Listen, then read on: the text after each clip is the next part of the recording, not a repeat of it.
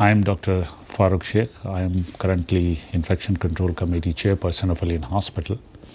Today I am going to talk about infection prevention and control of COVID-19 in relation with the healthcare workers. So first and foremost thing is protect yourself. When we say protect yourself, it means that you must keep a social distancing. People ask me, if I wear a mask, is it necessary to have a social distancing? With mask or without mask, you must be having a social distancing of minimum 1 to 2 meter. While healthcare worker asks what transmission-based precautions are necessary in case of COVID-19. There are a lot of WhatsApp messages which indicates that airborne precautions are required, and many feel and think that this virus is an airborne virus. However, the WHO and CDC recommend that this virus is actually a droplet and contact.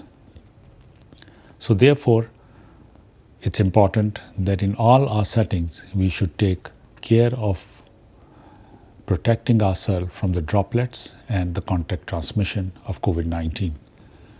This virus can be airborne in very limited conditions, such as aerosol generating procedures. During the intubation of a patient, during cardiopulmonary resuscitation, during suctioning, any procedure which generate aerosols, this virus can be airborne. In that case, we need to take an extra precautions by changing our ordinary surgical mask to N95 respirator. N95 respirator give you a better protection than surgical mask while you are doing some aerosol generating procedure. Effective hand hygiene is the fundamental principle of prevention of infection. Any infection cannot be prevented if you ignore hand hygiene. Any disease which has more potential spread through droplets and contact, hand hygiene become more important. You need to do 20 seconds hand wash with soap and water, or you can use alcohol hand rub, ensuring that your hands are not visibly soiled. If your hands are visibly soiled, we prefer that you do hand washing. Normally, healthcare workers ignore their personal cough etiquettes. It has been observed that when healthcare workers cough, they do not cover their face, their mouth, and their nose properly. It's better that you cough in the tissue paper and then discard the tissue paper immediately and then disinfect your hand. If you do not have access to the tissue paper, you can cough in your sleeve so that your cough should be protected. Making sure that your face and your nose is properly covered over the sleeve so the droplet should not spread. In situations like aerosol generating procedures, we highly recommend that person should wear the head cap, goggles or a face shield, N95 mask, gown, the shoe cover, so that no part of his body should be exposed. Few people recommend to have double gloving. However, it is not mandatory to have a double gloving. The purpose is to protect any part of your skin not to be exposed while doing aerosol generating procedures, which later can cause transmission to the healthcare worker. Healthcare workers sometimes confuse regarding PPE use when they are interacting with patients in outpatient settings or in emergency settings or when the patient is admitted in the ward. The protection which is recommended that the healthcare worker do the risk assessment. In case the healthcare worker is not coming in contact with the patient or he is interviewing the patient from a distance, in that case the healthcare worker need goggles, the mask and the gown and the glove. However, if he is going to interact with the patient or touch the patient for any procedure like taking a blood pressure or a temperature or remain in a patient room for more than 10 minutes, in that case he better to have a full gear including wearing a N95 mask. The other importance which we give to protect personal protective equipment is donning and doffing. Healthcare workers sometimes ignore during the doffing procedure that the risks of transmission is higher when a healthcare worker careless in doffing.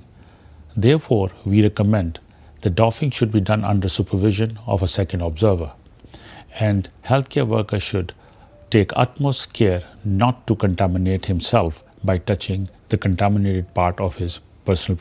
Perform it carefully. Few of the healthcare workers are keen to use popper. The use of popper is not recommended in ordinary circumstances.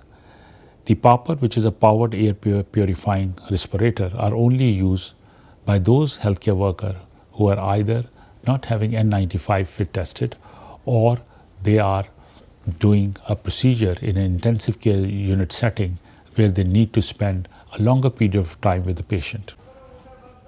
Healthcare worker most of the time shows their concern regarding the environmental cleaning and disinfection of housekeeping staff. The essential part of the cleaning and disinfection is that common touch surfaces like doorknobs, tables, computer keys, these kind of things should be cleaned more frequently than a general cleaning. The transmission of virus is through these common touchable surfaces. Therefore, in Ain Hospital, the housekeeping staff perform too frequently the common touch surface cleaning and to 3 sessions of general cleaning of wards, of emergency department in the common environment protective for working healthcare workers. The nursing staff are sometimes concerned regarding the laundry change in patient room. The recommendation of prevention and control of infection is that the laundry should not be changed unless it is soiled or necessary or patient wants it to be changed. Laundry changing is a risky procedure. One need to be sure that they are not shaking the bed sheet and they are removing the laundry in a fashion which agitate the clothes to the minimum. Therefore, our recommendations are that daily change of laundry should not be minimum. Laboratory specimen collection is another area which our healthcare worker should take seriously. There are 2 types of laboratory collections. One, sample collection of a blood, and second, nasopharyngeal swab. Healthcare worker, while taking a nasopharyngeal swab, show utmost care by wearing a proper PPE, including N95 and the face shield, head cover, gown, gloves. This protects the healthcare worker from the post-sneeze which patients usually have after collection of the patient. Movement within the facility is another area which brings some concern for the healthcare worker. The question comes that should we move the patient on a stretcher, or patient can walk, or patient should be on a wheelchair. The principle is simple. If patient can walk, you let him walk. If patient is on a wheelchair, provide him a wheelchair. And if patient is on a stretcher, you will take the patient on stretcher. Important thing is that the healthcare worker should be wearing appropriate PPE while transporting or making a movement of a patient from one unit to another. It is equally important that the receiving unit must be informed regarding the positive status of COVID-19 so they can preemptively prepare themselves for receiving the patient.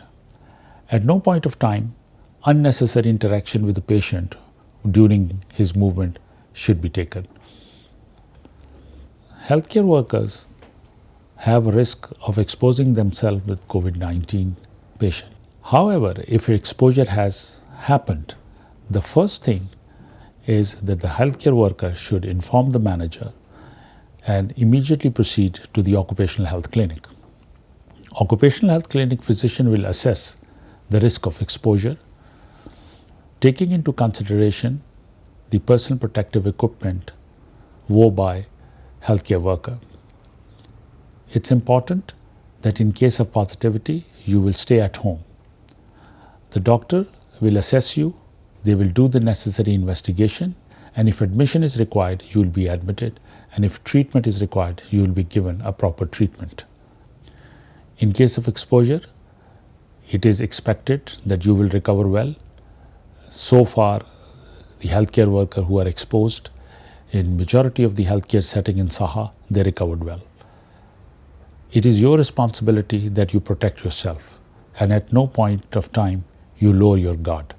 Personal protective equipment are your first line of defense. Your approach towards cleanliness, hand hygiene, cough etiquettes make you further protective from COVID-19.